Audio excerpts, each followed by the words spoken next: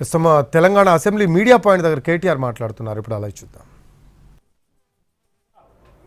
గత 15 నెలల పేలవమైన అట్టర్ ఫ్లాప్ పరిపాలన ఏదైతే ఉందో దాని గురించి ఏమైనా ప్రాయశ్చిత్తం చేసుకునే విధంగా ప్రసంగం ఉంటుందేమో గవర్నర్ గారిదని చెప్పి మేమందరం కూడా భావించినాం, ఆశించినాం. కానీ ఇది గవర్నర్ గారి ప్రసంగం లాగా లేదు. ఒక మాటలో చెప్పాలంటే గాంధీ భవన్లో కాంగ్రెస్ కార్యకర్తల ప్రెస్ మీట్ లాగా ఉంది తప్ప గవర్నర్ గారి ప్రసంగం లాగా మాత్రం లేదు. పాపం పెద్ద ఆయన గవర్నర్ గారి నోటెంబడ కూడా చాలా అబద్ధాలు, ఒకటి కాదు రెండు కాదు, ఎన్నో అబద్ధాలు, ఎన్నో అర్ధసత్యాలు, ఎన్నో అసత్యాలు కూడా పాపం వారి నోటెంబడ కూడా పలకాల్సి రావడం మేము కూడా బాధపడతా ఉన్నాం. కాంగ్రెస్ సర్కారు యొక్క ఘోర వైఫల్యం వల్ల ఈరోజు రాష్ట్రంలో రైతాంగం ఆందోళనలో ఉంది. ఎక్కడికక్కడ పంటలు ఎండిపోతున్నాయి. రైతులు ఇప్పటికే 480 పైచిలకు మంది రైతులు ఆత్మహత్య చేసుకున్నారు. వాళ్లకు కనీసం ఒక్క మాట, వాళ్లకు సాంత్వన చేకూర్చే మాట, వాళ్లకు ఉపశమనాన్ని ఇచ్చే మాట, వాళ్లకు భరోసానిచ్చే ఒక్క మాటనన్నా గవర్నర్ నోటెంబడి వస్తుందేమో. పంటలు ఎండిపోకుండా కాపాడుతాం, నీళ్ళు ఇస్తాం, బుద్ధి తెచ్చుకున్నాం, ఇకనైనా బుద్ధితో మెదులుతామని చెప్పి ఒక్క మాటన్నా చెప్తారేమో అనుకున్నాం. ఒక్క మాట కూడా వారి నోటెంబడ రాలేదు. అసలు ఈరోజు వరకు రాష్ట్రంలోని ఏ గ్రామంలో కూడా 25 నుంచి 30% మించి రుణమాఫీ జరగలేదు. ఇది నిర్వివాదం. ఇది మేము శాసనసభలో పోయిన సమావేశాల్లోనే అడిగినాం. ముఖ్యమంత్రి గారు సొంత ఊరికి పోదామా, సొంత నియోజకవర్గానికి పోదామా, ప్లేసు, డేటు, టైము మీ ఇష్టం, ఊరు కూడా మీ ఇష్టం.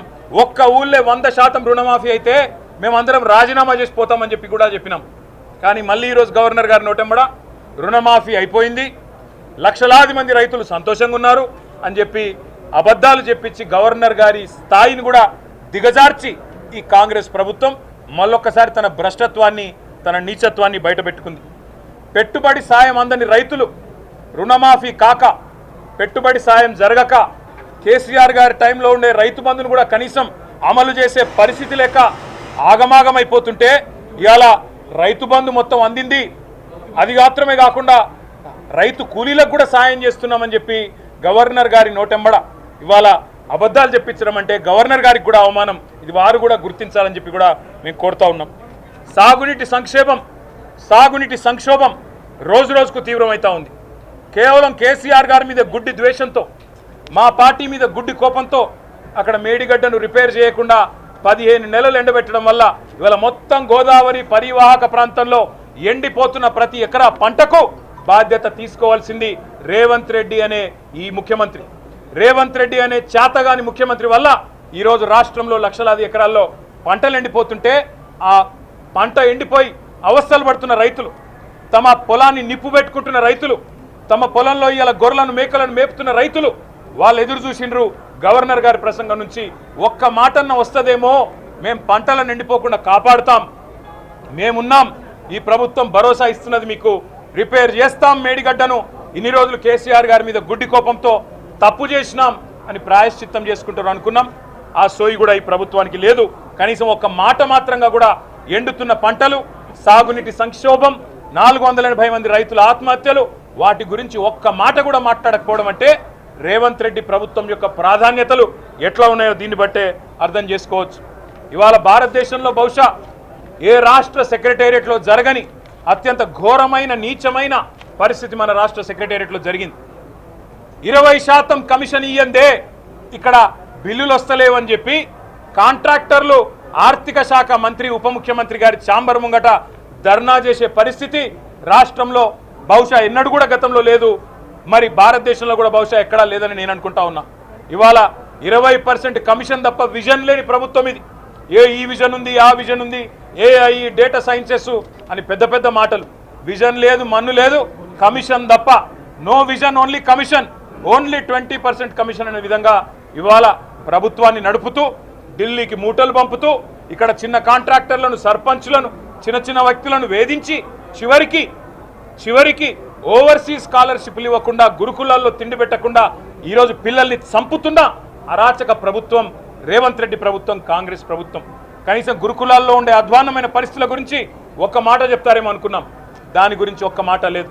చనిపోయిన 83 మంది పిల్లలకు కనీసం ఒక మాట సానుభూతి చెప్పి సంతాపం చెప్తారేమో అనుకున్నాం. ఒక్క మాట కూడా వారి గురించి ప్రస్తావన లేదు. అదే మాదిరిగా ఇంకా విచిత్రం, 10 ఏళ్లలో కేసీఆర్ గారి ప్రభుత్వం ఆనాడు 4,17,000 కోట్ల అప్పు చేస్తే 4,17,000 కోట్ల అప్పు చేస్తే అంటే సంవత్సరానికి 41,000 కోట్ల అప్పు చేస్తే అప్పులు అని గుండె బాదుకున్న కాంగ్రెస్ సన్నాసులు ఇవాళ ఒక్క సంవత్సరంలో 1,62,000 కోట్ల అప్పులు తెచ్చిన విషయం ఒక మాట చెప్తారేమో అనుకున్నాం. సరే, కేసీఆర్ ప్రభుత్వం కొత్తగా ఏర్పడ్డ తెలంగాణకు ఒక బలమైన పునాది వేయాలని బ్రహ్మాండమైన పథకాలు, రైతులకు వ్యవసాయానికి మాత్రమే 10 ఏళ్లలో కేసీఆర్ ప్రభుత్వం ఖర్చు పెట్టింది దాదాపు 4.5 లక్షల కోట్లు. రైతు బంధు రూపంలో 73,000 కోట్లు, రుణమాఫీ రూపంలో 28,000 కోట్లు, ఇరిగేషన్ ప్రాజెక్టుల రూపంలో, అదేవిధంగా వ్యవసాయ పనిముట్ల రూపంలో, మెకనైజేషన్ రూపంలో, డ్రిప్ రూపంలో, సబ్సిడీల రూపంలో, ఉచిత విద్యుత్ రూపంలో మొత్తం 4.5 లక్షల కోట్ల రూపాయలు తెలంగాణలోని 70 లక్షల మంది రైతులకు ఇవ్వడం వల్ల ఇవాళ భారతదేశంలో తెలంగాణ వరిధాన్యం ఉత్పత్తిలో నెంబర్ 1 అయ్యింది. కానీ ఇవాళ గవర్నర్ గారి ప్రసంగంలో ఏం చెప్పుకుంటున్నారు? భారతదేశంలోనట రేవంత్ రెడ్డి ఉద్దారకం వల్ల తెలంగాణ నెంబర్ 1 అయిందట వరిధాన్యం ఉత్పత్తిలో. ఏది సంవత్సరం 14 నెలల్లో నువ్వు పంటలు ఎండబెట్టడం వల్ల, రైతు బంధు ఇవ్వకపోవడం వల్ల, కరెంటు అస్తవ్యస్తం చేయడం వల్ల, రైతుల ఆత్మహత్యల వల్ల వరిధాన్యం ఉత్పత్తి పెరిగిందా? సిగ్గన్నా ఉండాలి మాట్లాడడానికి ప్రభుత్వానికి, కనీసం సోయన్న ఉండాలి. ఇవాళ లక్షల ఎకరాల్లో పంటలు ఎండిపోతుంటే కనీసం ఓదార్చడానికి ఒక మంత్రి దిక్కులేడు, కనీసం ఒక కాంగ్రెస్ ఎమ్మెల్యే లేడు.